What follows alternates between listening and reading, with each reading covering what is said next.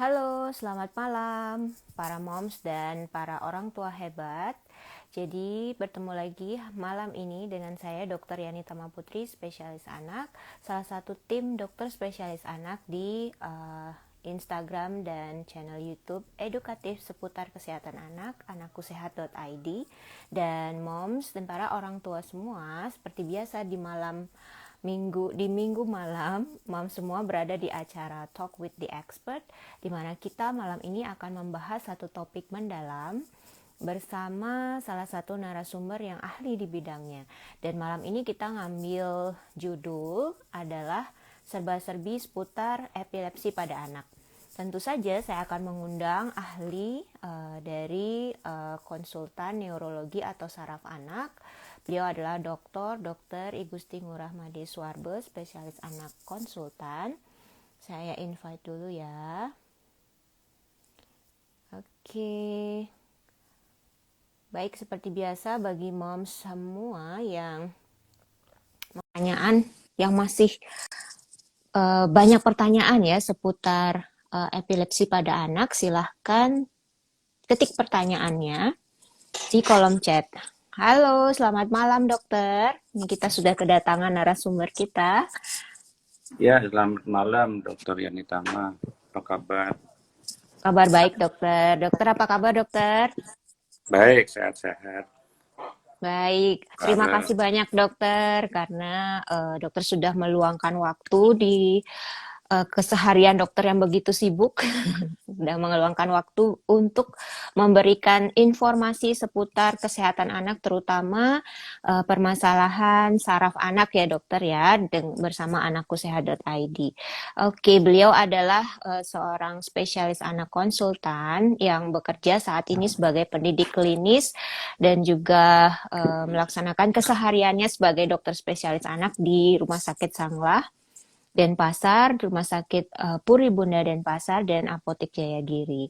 Oke, dokter, jadi kita hari ini topiknya adalah membahas serba-serbi seputar epilepsi pada anak. Sebelum kita melangkah lebih jauh nih dok, karena sudah ada 20 pertanyaan yang masuk ke chat Anakku Sehat. Semoga ya, bisa dibahas semuanya. Cuma mungkin sambil membuka acara ini, mungkin dokter punya informasi sekilas tentang epilepsi dokter, silakan. baik. Selamat malam para orang tua yang hebat ya. Eh,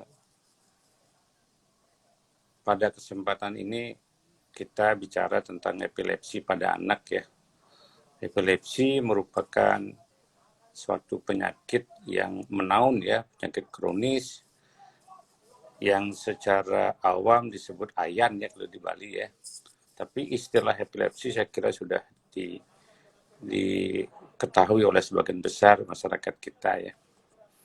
Epilepsi itu merupakan penyakit kronis ya, yang ditandai dengan adanya kejang tanpa penyebab yang jelas atau kejang tanpa pencetus yang berulang ya. Artinya tidak ada penyebab yang jelas, tidak ada demam, tidak ada kelainan di darah dan lain sebagainya. Jadi tiba-tiba aja nah itu kejang ya dan berulang. Nah, berulang itu minimal 2 kali atau lebih, itu yang kita sebut sebagai epilepsi ya. Kejadian epilepsi itu cukup banyak terutama pada anak-anak ya. Laporan yang ada menyampaikan bahwa epilepsi itu kejadiannya 4 sampai 6 anak per 1.000 anak ya. Nah, coba hitung itu kan banyak tuh. Kalau ada 1 juta anak itu yang epilepsi itu berapa? Tinggal hitung aja. Jadi banyak kejadiannya. Dan penyakit ini sungguh-sungguh dia jika tidak ditangani dengan baik dia akan dapat mengganggu tumbuh kembang anak-anak kita gitu. Ya, jadi melalui media ini mungkin saya ingin berbagi informasi kepada masyarakat, terutama pada orang tua ya, bahwa epilepsi itu penyakit yang biasa-biasa saja sebenarnya, bukan penyakit kutukan, tidak selalu keturunan ya, dan dapat disembuhkan, itu yang penting ya. Jadi dapat disembuhkan, cuman masalahnya adalah memang pengobatannya yang cukup lama. Nah, itu yang menjadi masalah. Jadi saya ingin mengubah sedikit persepsi masyarakat sementara ini ya, bahwa epilepsi tidak bisa disembuhkan. Epilepsi adalah penyakit kutukan. Jadi itu sebenarnya keliru ya. Sebenarnya epilepsi itu penyakit medis biasa sebenarnya yang juga dapat disembuhkan sebagian besar. Cuman memang terapinya lama. Saya kira itu ya sebagai informasi awal ya. Makasih.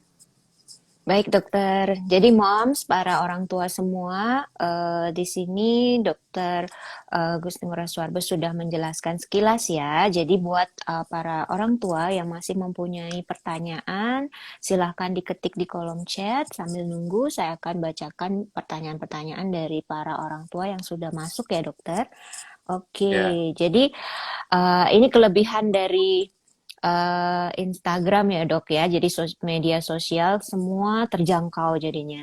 Dari Sabang sampai Merauke nih pertanyaannya dokter, nggak cuma di ya, Bali dok. Oke, yang pertama ini yang dari jauh dulu ya dok. Dari Ibu ya. Riani di Makassar dokter.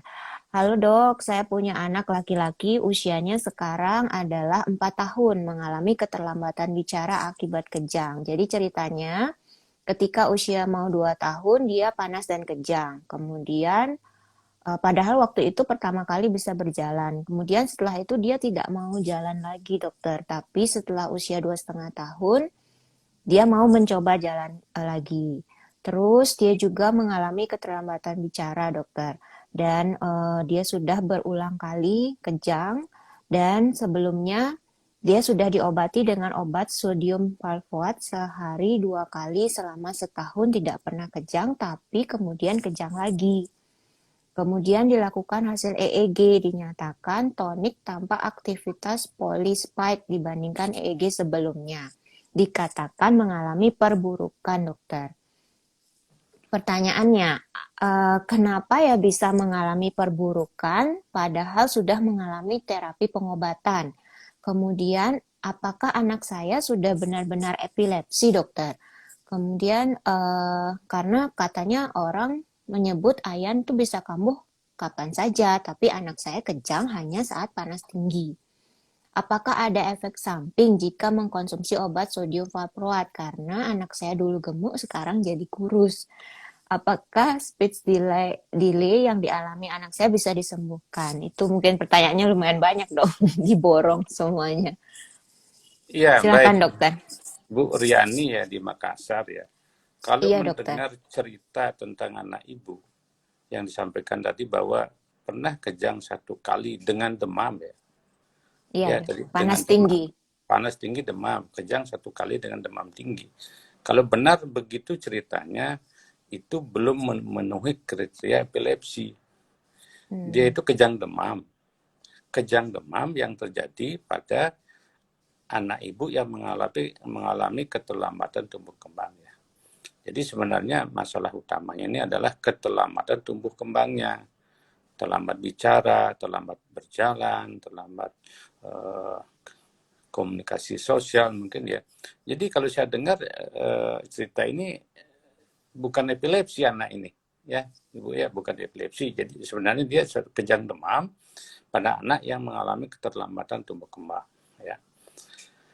Pemberian asam valproat memang secara teoritis dia mempunyai efek samping, tetapi efek samping itu kita ketahui tidak selalu terjadi ya. Jangan terlalu takut dengan efek samping obat. Asal digunakan dengan dosis dan indikasi yang tepat, efek samping itu kita bisa minimalkan. Ya, tentang perburukan epilepsi ya, tadi saya kalau ceritanya seperti tadi ya, saya belum melihat anak ibu sebagai epilepsi, dia kejang demam saja. Nah, mengenai hasil EEG itu pada pasien-pasien kejang demam bisa saja terjadi atau ditemukan gelombang-gelombang kejang pada gambaran EEG-nya. Mengenai terjadinya perburukan itu bisa saja karena meskipun anak itu secara kasat mata tidak tampak kejang, tetapi kalau kita lakukan EEG ulang, dia bisa aja bertambah gelombang kejangnya. Itu namanya kejang elektrografik ya, yang hanya tampak pada gambaran EEG. Saran saya adalah coba ibu konsultasi ulang ke dokternya, apakah benar anak ibu ini epilepsi. Kalau menurut saya belum terpenuhi kriteria epilepsi, ya dia kejang demam pada anak yang mengalami keterlambatan tumbuh kembang gitu. Nah, masalah keterlambatan tumbuh kembangnya apakah nanti bisa bicara atau bisa berjalan dan lain sebagainya, tentu tergantung daripada penyebabnya. Yang jelas ini masalahnya di otaknya anaknya ibu. Perlu diperiksa pemeriksaan mungkin CT scan atau MRI kepala untuk melihat ada tidaknya kelainan pada otaknya. Saya kira itu Bu ya. Oke, Terima baik kasih. dokter. Terima kasih dokter. Dari ceritanya sepertinya memang setiap panas tinggi ya dok, dia kejang. Jadi, Ya, tapi kemudian diberikan pengobatan epilepsi. Mungkin Ibu Riani semoga mendengar acara ini, jadi bisa mendapatkan informasi yang lengkap. Kemudian kita lanjutkan dulu dokter. Oke, yang kedua adalah ada dari Putri dari Semarang dokter. Putri ini berumur 19 tahun. Dokter, saya mau tanya, dari umur 11 tahun saya tiba-tiba kejang saat tidur dan itu terjadi sekitar 30 menit. Orang tua yang pernah melihat katanya tubuh saya semuanya ototnya keras dan kaku dan menggigit lidah. Waktu bangun tubuh lemas dan terasa kram. Untuk kambuhnya tidak pasti, kadang sebulan, 2 bulan, atau 6 bulan sekali. Waktu berobat ke dokter saraf katanya di epilepsi, tapi waktu dicek EEG tidak ada atau normal. Nah, saya sudah minum obat sekitar 8 tahun sampai sekarang masih kambuh terus seperti itu, dokter. Apakah saya bisa sembuh? Terima kasih, dokter. Silakan, dokter. baik. Nah, ini cerita benar epilepsi kalau begini ya. Jadi kejangnya berulang-ulang tanpa ada demam atau tanpa ada pencetus yang lain ya. Kalau menurut saya ya, siapa namanya tadi yang tanya? Putri, dok, dari Semarang. Putri ya dari Semarang ya. Eh, Masalah EEG normal pada epilepsi itu bisa saja terjadi ya. Artinya jangan dipertanyakan bahwa saya dibilang epilepsi tetapi EEG normal. Itu bisa terjadi. Banyak kejadian kayak gitu. Karena kenapa sering kejang kemudian EEG normal? Karena EEG itu dilakukan pada saat Anda tidak kejang. Jadi setahu saya di Indonesia EEG yang ada itu EEG yang bisa merekam pada saat pasien tidak kejang ya. Sehingga ya kebetulan saja dia tidak muncul pada saat EEG tersebut sehingga dokternya menulis interpretasi daripada EEG itu normal. Artinya normal pada saat itu. Dalam arti saat itu tidak muncul gelombang-gelombang kejang ya. Nah, kemudian harus diingat kembali bahwa epilepsi itu adalah diagnosis klinis ya. Diagnosis klinis tidak harus EEG-nya abnormal. Tanpa EEG pun kita bisa mendiagnosis dan mengobati epilepsi gitu. Ya syukur-syukur ada EEG bisa membantu. Ya. Kemudian apakah adik Putri Bisa ini bisa sembuh. sembuh? Saya kira peluang untuk sembuh tetap ada ya. Cuman ya pengobatannya mesti benar dan waktunya memang lama. Cobalah berkonsultasi lagi dengan dokternya di sana. Obat-obat epilepsi yang diberikan kalau dengan satu obat dia belum mampu mengontrol kejang, bisa dikombinasi dengan 2 bahkan 3 macam obat gitu. Jadi tidak berhenti dengan satu obat saja. Kalau dengan satu obat dia tidak mengontrol kejang, mesti dipikirkan obat lain untuk kombinasi gitu. Tetap semangat deh ya. Saya kira peluang sembuh tetap ada. Cuman pengobatan mesti dilanjutkan dan pengobatan yang benar gitu ya. Iya, benar, dok. Oke, Adik Putri di Semarang, semoga mendengar ya. Jadi dapat support nih dari Dokter Suarbe bahwa tetap semangat, minum obat, jangan putus asa karena kesempatan sembuh itu ada. Mungkin kontrolnya belum ya dok ya, jadi belum terkontrol dia apakah Iya, dosis mungkin saya atau sambung sedikit kombinasi. ya, Dek Putri ya. Epilepsi secara umum itu sekitar 80% bisa sembuh. Ya, yang tidak sembuh itu adalah epilepsi yang disertai kelainan lain di otaknya. Ya. Jadi 80% jika tumbuh kembang anak itu normal, 80% ada punya peluang untuk sembuh. Meskipun ada yang kumat juga gitu ya. Ya, yang sudah sembuh Iya. bisa kumat memang. Ya itu. Tapi sembuh dulu lah, kumat nantilah kita hitung ya. Jadi ya 80% peluang penderita epilepsi itu sembuh kok. Jangan putus Lumayan asa. tinggi. Ya, 80% tuh tinggi banget ya, Dok ya. tinggi, tinggi. Ya. Oke, terima kasih dokter.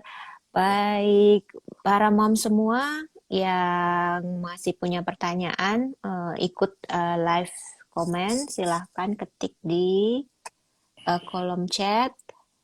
Oke, kalau belum ada, saya lanjutkan ke pertanyaan berikutnya nih dokter. Sekarang ini dari Saiful di Madiun, dokter. Jadi dia bertanya, abang saya dinyatakan mengidap epilepsi, dokter. Sebelum epilepsi ini, abang saya di sekolahnya tertidur di meja lalu tiba-tiba terbangun, tetapi seperti tidak sadar lalu jatuh ke bawah. Ada robekan pada bagian alis dan dijahit. Kemudian 2 minggu setelahnya, abang saya awalnya terbangun dari tidur saat malam, tapi ketika dipanggil tidak merespon dan hanya diam. 1 bulan setelahnya lagi barulah mulai kejang. Apakah penyebab epilepsi abang saya ini berasal dari benturan di kepala, dokter? Ini pertanyaan tentang trauma kepala, dokter, dan epilepsi, dokter. Silakan. Baik ya Pak Saiful ya di mana ya, di Madura ya. Madiun. Madiun ya. Madiun. Ya, ini kejadian seperti ini sering terjadi ya Pak ya, bahwa anak itu jatuh kemudian terluka. Padahal setelah ditelusuri sebenarnya nggak jelas jatuhnya gitu. Iya. Nah, dalam kasus seperti ini harus kita pikirkan bahwa sebenarnya yang membuat dia jatuh itu kejangnya gitu. Bisa Saya jadi ya, dok ya. Dia banyak kejang banyak dulu baru ya jatuh. banyak punya pasien tiba-tiba dia terjatuh dilihat oleh orang tuanya, padahal dia sedang main-main biasa aja di halaman, jatuh dia terluka. Nah, harus dipikirkan bahwa ini dia kejang dulu baru jatuh gitu ya. Bukan jatuhnya yang membuat dia kejang ya. Nah, dalam kasus-kasus seperti inilah, kalau kejadian memang berulang seperti itu, EEG bisa membantu kita. Ya. EEG bisa membantu kita dengan menemukan adanya gelombang-gelombang kejang di gambaran EEG-nya itu. Kejadian begini sering, saya punya pasien sekali-sekali datang dengan keluhan seperti itu, dok anak saya main-main sama temennya di alam kok tiba-tiba jatuh sampai robek pipinya gitu. Setelah saya EEG ternyata memang dia sebenarnya kejang dulu baru jatuh. Apalagi seperti cerita Bapak ini dia berulang-ulang. Nah ini masa sih orang udah gede berulang-ulang jatuh yang nggak jelas Jatuh. penyebabnya gitu ya. Ya, dok. Saran saya EEG ya, EEG kita coba telusuri apakah mungkin dia menderita epilepsi gitu. Datanglah ke dokter saraf terdekat di sana Pak ya. Jadi sekali lagi saya bilang kemungkinan dia kejang kemudian jatuh gitu. Ya, bukan jatuhnya membuat dia kejang. Ya, jatuh dari kursi yang tidak masuk Iya, akal menimbulkan trauma kepala yang menyebabkan kejang kemudian. Nggak logis seperti itu. Dia kejang sebenarnya baru jatuh gitu. Saya kira itu ya. Makasih. iya, dok. Baik dokter, sepertinya mungkin lebih masuk akal seperti itu ya dok ya, karena kalau dipikirkan terlalu mudah untuk terkena benturan ringan langsung epilepsi kalau seperti itu. Ya. Bisa jadi gerakannya itu adalah kejang, kemudian tampak seperti jatuh. Baik Bapak Saiful di Madiun, semoga Dan mendengar satu lagi ya, penjelasan. Iya dokter. sedikit lagi ya Pak Saiful ya. Untuk diketahui bahwa kejang itu banyak macamnya. Yang mungkin dikenal secara baik oleh masyarakat umum adalah kejang kelojotan ya. Iya Tapi benar. sebenarnya kejang kelojotan itu hanya salah satu bentuk kejang. Bentuk kejang yang lain ada yang bengong, kemudian jalan-jalan tapi dipanggil diam, itu ada tipe kejang seperti itu. Ya, Jadi masyarakat kita memang selama ini yang dikenal dengan baik adalah kejang kelonjotan itu, kejang kronik-kronik yang kita kenal secara medis ya. Tapi jenis kejang yang lain banyak, kejang absan, kejang atonik gitu dan lain sebagainya banyak gitu ya. Saya kira itu. Iya. Baik, dokter. Dokter, ini sudah ada pertanyaan di kolom chat, dokter, dari Rea Liona. Dok, ponakan saya di CT scan karena kepalanya kecil. Hasilnya dibilang holoprosencephaly. Apakah akan jadi epilepsi, dokter? Silakan, dokter. Nah, kelainan mikrosefali dengan oligoprosencephaly ya itu merupakan pada umumnya kelainan bawaan ya. Artinya dia terlahir sudah dengan uh, malformasi otak dan kepalanya ya. Jadi kelainan itu sudah terjadi sejak dalam kandungan. Nah, kasus seperti ini biasanya dia pasti akan mengganggu tumbuh kembang si anak itu sendiri. Dan salah satu epilepsi adalah salah satu penyakit yang mungkin akan menyertai. Saya tidak Mhm. bisa bilang pasti akan epilepsi, tetapi kemungkinan cukup besar epilepsi akan menjadi salah satu penyakit yang menyertai kelainan ini. Karena adanya kelainan pada struktur otak itu akan menjadi fokus epileptogenik namanya, yang akan mengganggu kelistrikan otak, terjadi lepas muatan listrik yang tinggi, yaitu yang manifestasinya kejang. Dan jika berulang, nah itu namanya epilepsi. Di samping tentunya nanti dia mesti dipantau tumbuh kembang sektor-sektor yang lain, motoriknya, bahasanya, dan sebagainya. Saya kira itu. Ya. Oke, jadi Mbak atau Ibu Ria Liona, jadi ponakannya mungkin bisa menjadi beresiko ya dokter ya, beresiko untuk Berisiko. menderita epilepsi di kedepannya. Jadi jangan lupa untuk selalu pantau tumbuh kembangnya dengan baik di dokter spesialis anak ya. Oke, saya ingatkan lagi buat para orang tua dan para mom yang sudah ikut dalam live kita kali ini. Bagi yang masih punya pertanyaan, silakan untuk mengetik di kolom chat ya. Pertanyaan seputar epilepsi atau kejang pada anak. Oke, sambil nunggu kita lanjutkan dulu dok ya. Ya. Jadi ada pertanyaan nih dok, jadi dari Bapak Rahmat di Bekasi. Anak saya usia 11 tahun dokter, penderita CP dan epilepsi. Untuk epilepsinya dia sudah minum Depaken sirup dari bulan April 2020 sudah tidak kejang lagi. Apakah anak saya sudah bisa vaksin COVID, dokter? Saya tanya di sini karena dokter saraf anak sangat susah untuk bisa ketemu katanya dok dan hanya satu di Bekasi.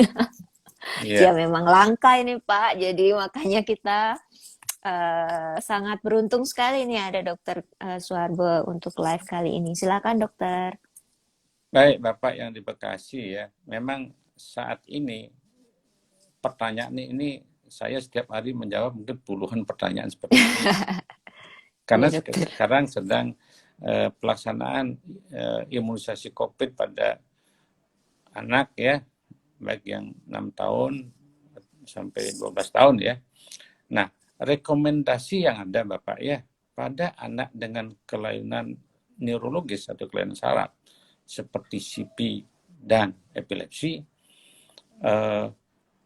bukan tidak boleh imunisasi COVID ya. Boleh, asal terpenuhi ketentuan-ketentuan, beberapa ketentuan ya. Yang paling penting adalah di samping syarat-syarat lain untuk terpenuhi untuk bisa imunisasi COVID-19 ini, dari aspek syaratnya, terutama kejangnya, rekomendasi yang di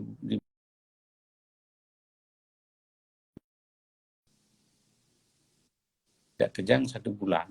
Artinya kejang terkontrol dalam 1 bulan. Itu sudah diizinkan untuk diberikan vaksinasi COVID-19 ya. Masalah CP-nya kan tidak ada masalah sebenarnya. Kejangnya yang sedikit kita mesti hati-hati. Karena kadang-kadang vaksin COVID itu kan ada efek samping demam gitu yang bisa memicu kejang. Tetapi yang jelas rekomendasi yang ada adalah minimal 1 bulan dia 1 bulan Bebas berturut-turut ya, kejang. tidak bebas kejang, itu sudah bukan kontraindikasi untuk vaksin COVID-19, itu intinya.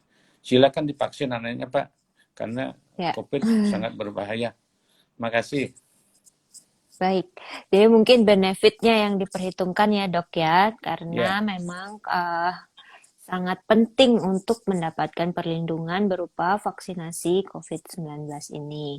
Jadi tidak hanya melindungi anak itu, tetapi adalah juga melindungi orang sekitarnya yang tidak bisa atau kontraindikasi vaksin lain COVID-19 ya. Oke, dokter ada 2 pertanyaan nih di kolom chat dok. Yang pertama dari Kina Hoops. Jadi pertanyaannya, dok, saya baca apakah diet ketogenik dan operasi bisa sebagai salah satu manajemen epilepsi? Silakan dokter. baik. Eh, Tata laksana epilepsi ya, salah satunya sering berujung pada diet ketogenik atau operasi ya. Nah, 2 modalitas ini memang ada diperuntukkan untuk epilepsi, terutama epilepsi yang resisten obat ya, atau disebut epilepsi refraktor ya. Epilepsi yang dengan obat-obat segala macam, beberapa jenis obat tetap kejang tidak terkontrol ya. 2 atau lebih obat anti epilepsi yang sudah diminum dengan dosis dan ketaatan yang baik, kejang tidak terkontrol, itu disebut epilepsi refraktor ya. Epilepsi yang bandel lah bahasa sederhananya. Nah, Bandel. diet ketogenik itu salah satu bisa diberikan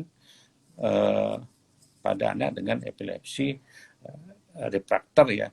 Cuman masalahnya adalah diet ketogenik itu adalah diet yang tinggi lemak, rendah karbohidrat, dan proteinnya yang cukup itu. Masalahnya adalah toleransi pada anak itu. Sering dia awal-awalnya bisa dia minum kalau diberikan secara oral ya. Saya pernah mencoba beberapa pasien dengan diet ketogenik atau diet Atkin namanya lagi satu ya, dengan perimbangan lemak, karbohidrat, protein yang bersama. Toleransi ke pasien kan nggak bagus dia. Setelah beberapa minggu aja nggak mampu lagi, dia mual, muntah dia gitu. Tapi memang tergantung pada anaknya ya. Diet ketogenik itu kalau bisa diberikan parenteral ya secara infus itu bagus hasilnya. Bagus hasilnya, laporan-laporan dari luar beberapa saya baca bagus hasilnya. Tapi kalau dimakan langsung secara oral, toleransinya nggak bagus. Ya. Nah, kemudian untuk operasi pada epilepsi, itu diindikasikan pada pasien epilepsi yang refraktor, tidak sembuh dengan obat-obat, dan jelas ada fokus epileptogenik di otaknya gitu. Jadi jelas ada kelainan di otaknya yang menjadi sumber terjadinya kejang tersebut. Ya, umpamanya ada kista seperti itu ya, ada tumor yang tersembunyi, itu memang diindikasikan untuk operasi ya. Ini adalah kompetensi dokter bedah saraf ya. Beberapa pasien memang diindikasikan untuk operasi, cuman mesti diperiksa dengan sungguh-sungguh. Indikasinya harus jelas. Karena kalau indikasinya tidak jelas, setelah operasi, luka operasi itu bisa menjadi fokus epileptogenik berikutnya gitu. Kalau yang dioperasi nggak jelas apanya mau dioperasi, tolong dipikir-pikir dulu gitu. Tapi kalau jelas dia ada kista yang tidak terlalu besar gitu, dan lokasinya tidak sulit secara pembedahan, itu hasilnya bagus. Tapi kalau namanya tidak jelas kelainannya apa di otaknya, kelainannya diffuse gitu seperti anak CP gitu ya, tolong hati-hati untuk memikirkan operasi, karena apa yang mau dioperasi gitu ya. Saya kira itu ya jawaban saya. Baik, semoga sudah jelas ya. Jadi memang ada manajemen lain, terutama pada kondisi epilepsi yang bandel tadi atau refrakter, diet ketogenik dan operasi bisa menjadi salah satu modal terapi ya. Oke, kemudian kita lanjutkan dokter. Dari kolom chat ada Riastini Emik. Dok, apakah ada keterkaitan antara kejang dengan CP dokter? Silahkan dokter. Iya, Mbak Riani ya. Rian siapa? Riastini. Riastini, mohon maaf. Jadi Iya. keterkaitan antara CP dengan epilepsi sangat-sangat terkait ya, Mbak ya, sangat terkait karena kelainannya pada sama-sama di otak masalahnya. Jadi CP itu adalah kelumpuhan otak ya. Jadi memang ada kerusakan yang cukup serius pada otaknya. Sedangkan epilepsi adalah kejang yang berulang tanpa provokasi yang disebabkan oleh kelainan di otak gitu. Jadi kelainan yang menyebabkan CP itu, kelainan pada otak yang menyebabkan CP itu secara bersamaan juga bisa menjadi penyebab epilepsi gitu. Jadi sering memang pasien CP itu disertai epilepsi.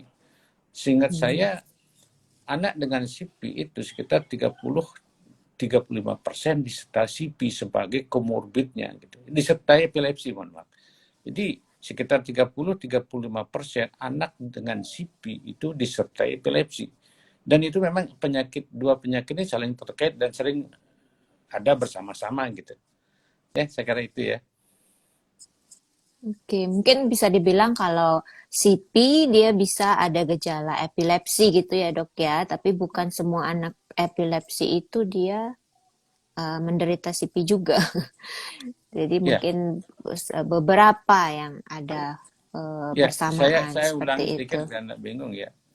Sekitar 30% anak CP itu disertai adanya juga penyakit epilepsi.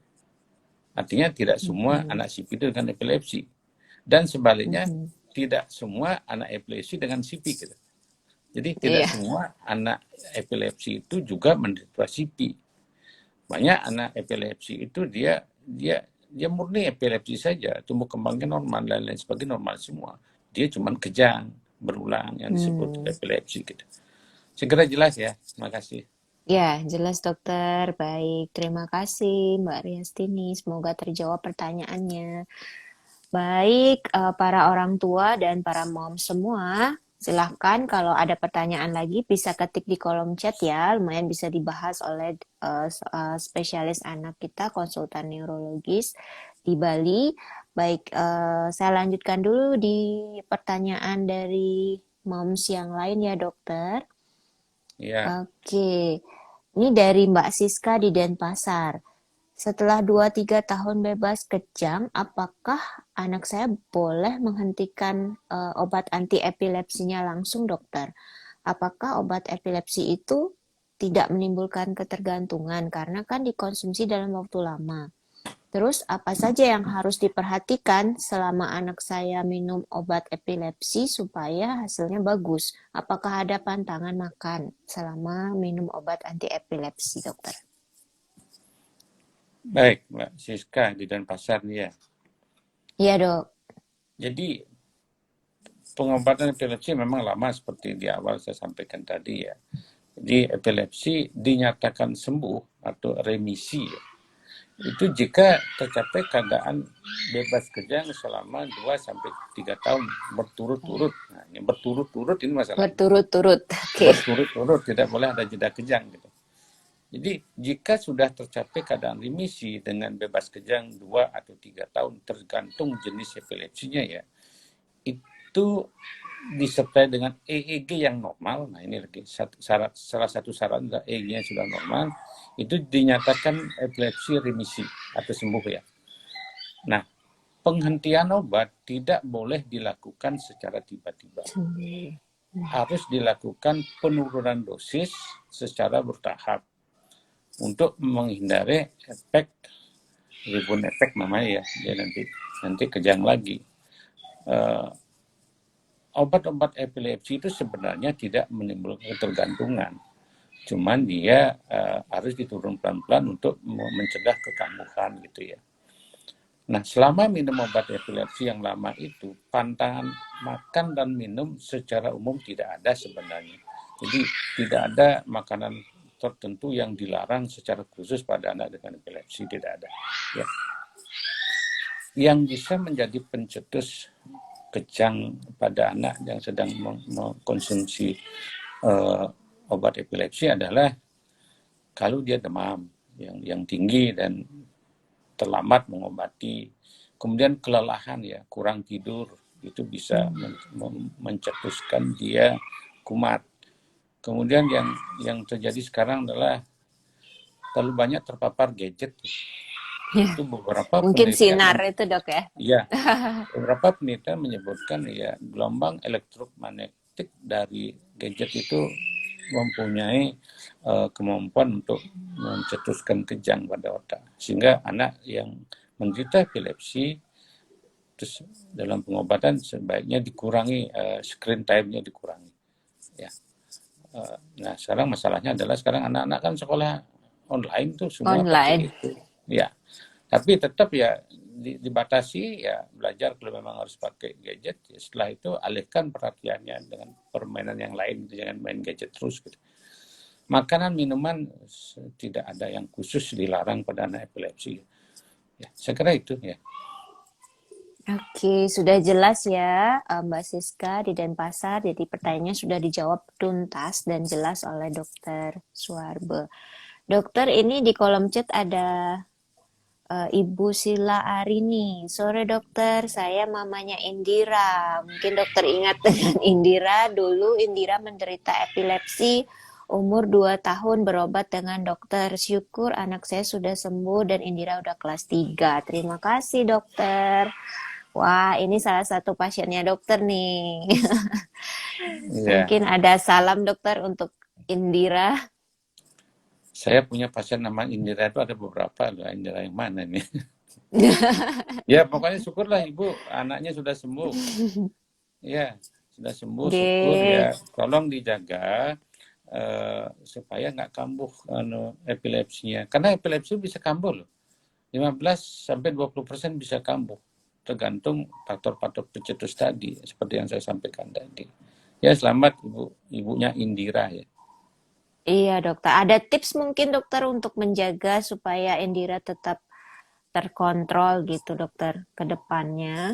Karena ini masih kelas 3 SD ya, sudah 9 tahun, 8 tahun. Ya, untuk mencegah epilepsi itu kambuh lagi, itu tadi hindari faktor-faktor pencetusnya. Hmm, Kelelahan ya, kemudian kalau dia demam cepat berobat, tidak begadang ya, begadang itu kurang tidur itu sering mencetuskan epilepsi, kemudian kurangi paparan terhadap gadget. Makanan minuman oke. sekarang nggak ada, akhirnya makan minum yang wajar-wajar ya, makanan minuman camilan-camilan kan sering bikin anak itu radang tenggorokan barangkali ya, kemudian demam. Nah demamnya ini bisa memicu kejang, itu masalahnya ya. Ya, Mhm. salam untuk ibunya Indira.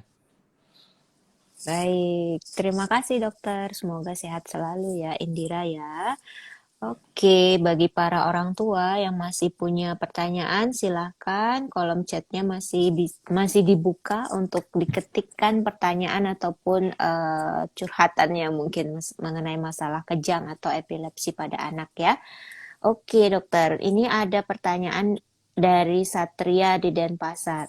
Permisi dok, kakak saya kemarin malam tiba-tiba mengalami sesak nafas dan kejang sebentar. Eh, Posisinya sedang tidur, tapi tiba-tiba matanya terbuka dan terasa kosong.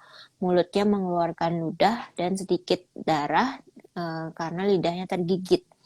Nah, kakak saya itu saat itu seperti mendengkur atau mengorok dengan mata terbuka, wajahnya pucat. Setelah beberapa saat kemudian baru sadar kakak saya sadar, kemudian kata tetangga katanya ini adalah kejadian hal gaib. Tapi saya perlu bukti yang pasti menurut dokter kakak saya ini seperti apa ya dok? Karena dia pernah juga mengalami hal yang serupa waktu kecil dokter. Silakan dok. Nah ini kalau tentang cerita gaib saya tidak tahu ya. Silakan tanya sama yang lebih tahu ya.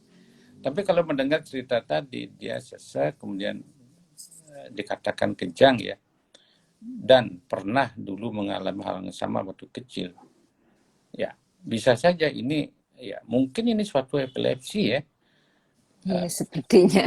Ya sepertinya epilepsi, karena di dalam populasi ya, di dalam masyarakat itu, waktu kecil orang itu pernah kejang satu kali, terus kemudian nggak pernah kejang lagi dia. Ada tuh 1% populasi itu seperti itu.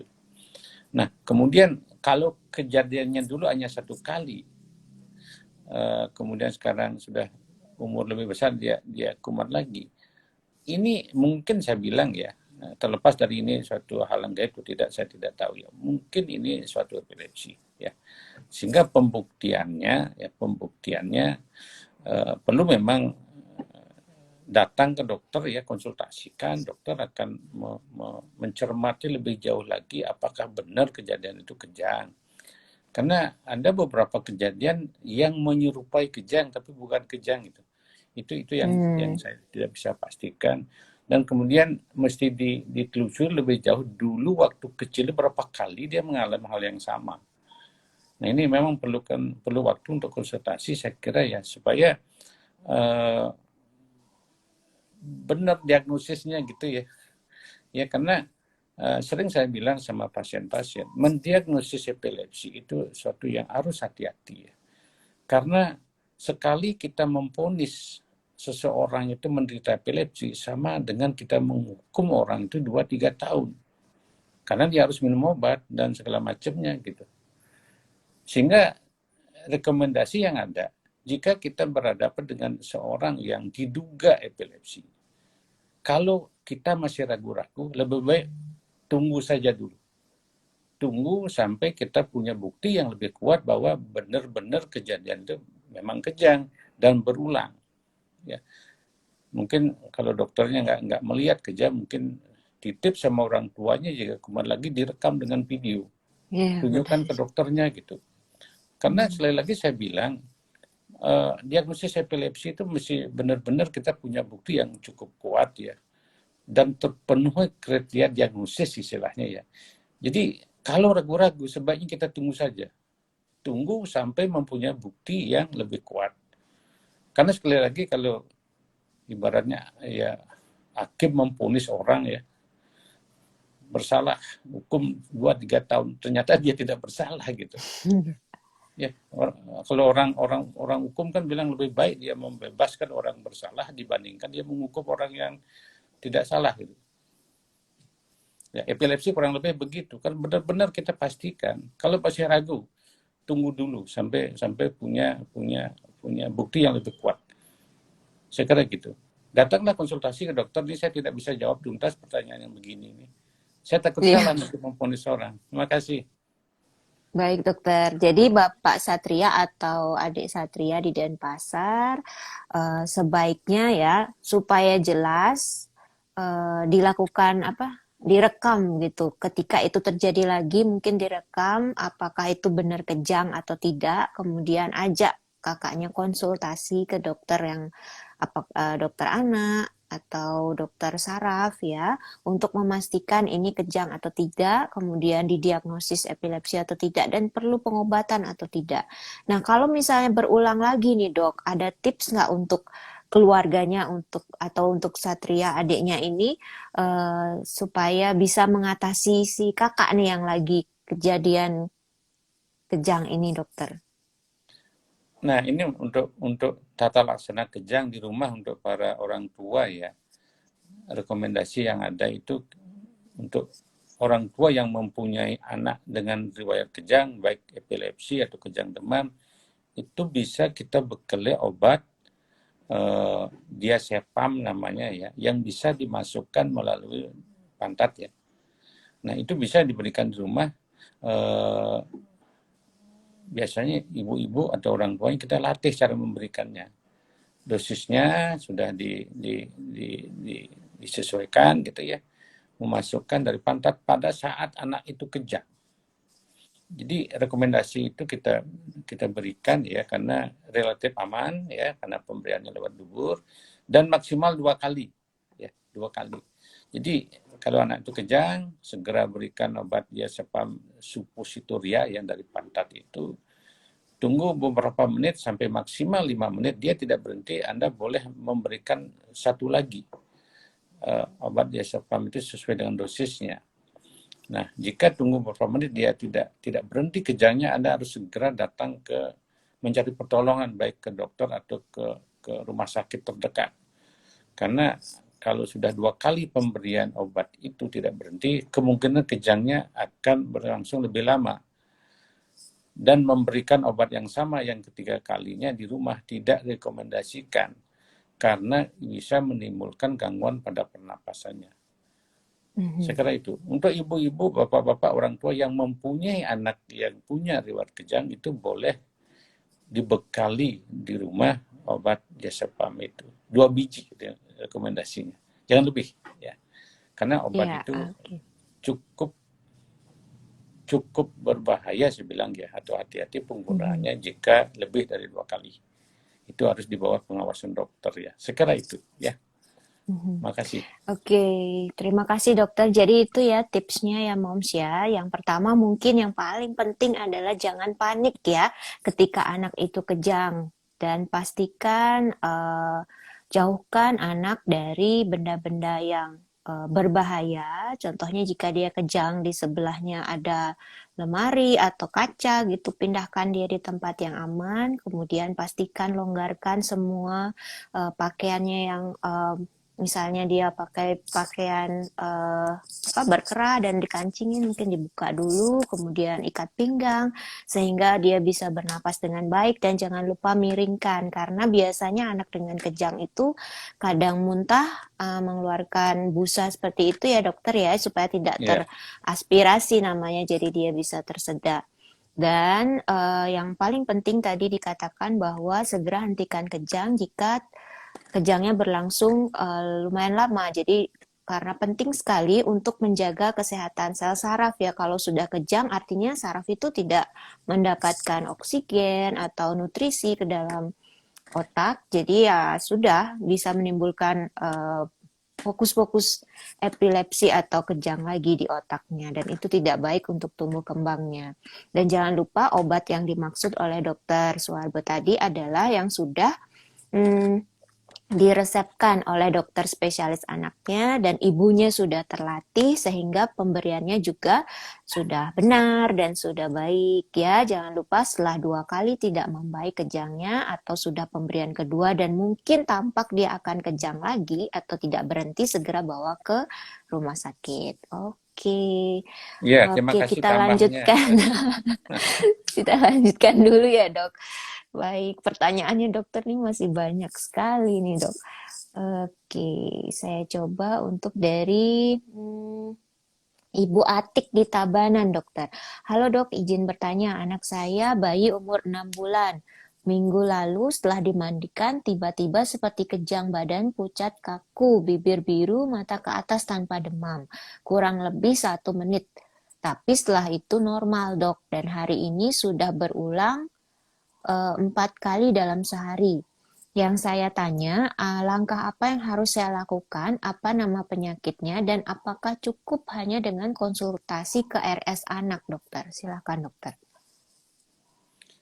Ya, Bu Amik ya, di Tabanan ya, anak bayi umur 6 Bu bulan. Atik, ya. Atik ya, Atik, sorry. Kalau mendengar cerita tadi, pas mandi, kaku, biru gitu, saya hampir yakin itu kejang gitu. Hampir yakin saya itu kejang kalau begitu deskripsinya ya kejang itu dan berulang. Mhm. Nah, sekarang tergantung berulangnya apakah ada rentang waktu lebih dari 24 jam nggak antara kejang yang pertama dengan kejang yang terakhir. Jika umpamanya kejang tadi berapa kali? 4 kali ya. Sudah Dalam empat rentang kali dalam sehari. dalam sehari itu itu belum memenuhi kriteria epilepsi karena belum melewati rentang waktu 24 jam ya. Kalau anaknya tumbuh kembangnya normal. Tapi jika tumbuh kembang si bayi nggak normal, ya kejang yang berulang dalam 24 jam segitu, 24 jam itu memenuhi kriteria epilepsi itu. Ya, kalau ketemu kembang anak itu normal, artinya eh, sejauh pengamatan orang tua normal, epilepsi itu akan didiagnosis jika kejangnya berulang lebih dari rentang waktu 24 jam. Jika tumbuh kembang anak itu tidak normal, dalam arti risiko untuk berulangnya kejang lagi sangat besar, meskipun kejangnya 1 kali, itu sudah bisa didiagnosis sebagai epilepsi. Karena kalau kita tunggu, dia pasti kejang lagi nanti gitu. Sehingga konsensus yang ada lebih progresif, sudah tegakkan saja diagnosis epilepsi supaya lebih cepat bisa mengobati gitu. Nah, saran saya datang aja ke dokter anak, Bu, ya, di rumah sakit mana saja yang terdekat, cari dokter anak. Ya, saya kira dokter anak kita sudah cukup kompetensinya untuk mendiagnosis epilepsi dan mengobati untuk epilepsi yang tidak ruwet ya. Pengobatan epilepsi awal silahkan sama dokter anak saja, tidak harus ke dokter saraf anak ya. Mulailah pengobatan, nah mudah-mudahan sembuh, kan tidak usah jauh-jauh cari dokter saraf anak. Dokter anak kan, terutama di Bali, sebaran dokter anak sudah banyak sekarang. Anda bisa mengakses dokter anak yang terdekat ya. Nah, jika tidak terselesaikan di dokter anak, bolehlah nanti mungkin dikonsultasikan ke yang lebih berkompeten gitu ya.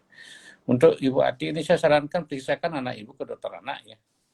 Mungkin sarannya nanti perlu EG ya, perlu EG untuk memastikan apakah kejadian itu kejang atau bukan. Tapi kalau saya dengar cerita ini, berdasarkan dengar cerita, kok saya beryakin itu kejang itu.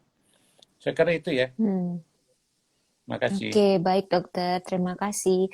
Ibu Atik di Tabanan, semoga mendengar ya. Jadi jangan ragu untuk datang konsultasi ke dokter spesialis anak terdekat. Dan untuk memastikan kenapa ini bayinya kejang, kemudian apa tindak lanjutnya, dan jangan lupa pantau terus tumbuh kembang anak karena masih berusia 6 bulan ya, dan itu merupakan 1000 hari pertama kehidupan yang sangat penting untuk menjaga pertumbuhan otaknya dengan baik. Baik dokter, saya lanjutkan dulu. Dari Bapak Faisal di Tabanan, dokter. Assalamualaikum, halo dok, saya mau bertanya. Saya mempunyai anak yang menderita epilepsi, sudah hampir 18 bulan rutin minum obat anti kejang.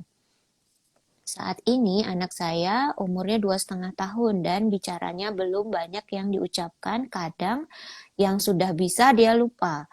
Apakah anak saya terkena speech delay dan apakah ada pengaruh dari epilepsinya terhadap perkembangan bicaranya, dokter?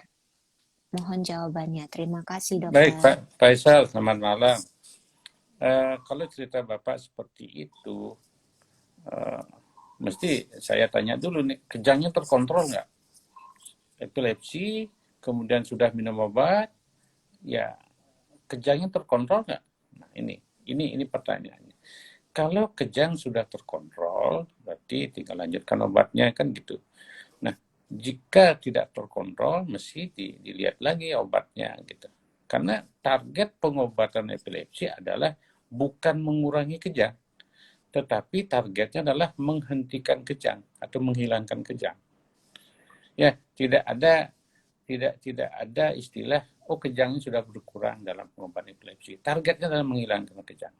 Nah, kalau umpamanya anak dengan epilepsi, katakanlah awalnya dia tumbuh kembangnya normal, tetapi jika kejangnya tidak terkontrol, artinya kejang berulang lagi, itu akan dapat mengganggu tumbuh kembangnya.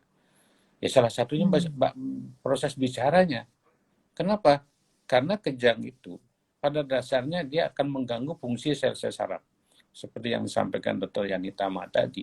Semakin sering berulang kejangnya, apalagi kejangnya lama, itu akan semakin banyak sel-sel otaknya yang terganggu fungsinya. Atau bahasa kasarnya rusaklah, saya bilang, sel-sel otaknya gitu. Sehingga dia akan mengganggu fungsi-fungsi tumbuh kembang yang lain, bicara, berjalan, motoriknya, personal sosial, dan lain sebagainya. Akan terganggu semuanya kalau kejangnya tidak terkontrol. Ya, jadi pertanyaan Bapak, ada hubungan nggak kejang dengan speech delay? Ada, jika epilepsi kejang tidak terkontrol. Tadi pertanyaan, apakah anaknya sudah termasuk speech delay? Saya kira sudah. Kalau sudah 2,5 tahun bicara nggak jelas, sudah termasuk speech delay. Keterlambatan bicara. Mesti dikonsultasikan Pak Faisal ke dokter anaknya. Mungkin perlu terapi bicara ya, di samping terapi epilepsinya. Ya, saya kira itu ya. Makasih. Oke, terima kasih dokter. Coba saya cek dulu ya di kolom chat. Oke. Di kolom chat tidak ada pertanyaan dokter dan sudah hampir 1 jam nih dokter kita membahas tentang epilepsi. Jadi ada Ya. beberapa pertanyaan yang mungkin belum terjawab, namun saya lihat sih sekilas mirip ya dok dan mungkin sudah terjawab juga dari beberapa pertanyaan ibu dan bapak yang tadi sudah kita diskusikan bersama dokter Suarbe. Baik dokter, saya izin untuk menyimpulkan. Jadi hari ini kita sudah membahas tentang apa itu epilepsi ya para orang tua semuanya. Bahwa epilepsi itu adalah kejadian kejang yang berulang.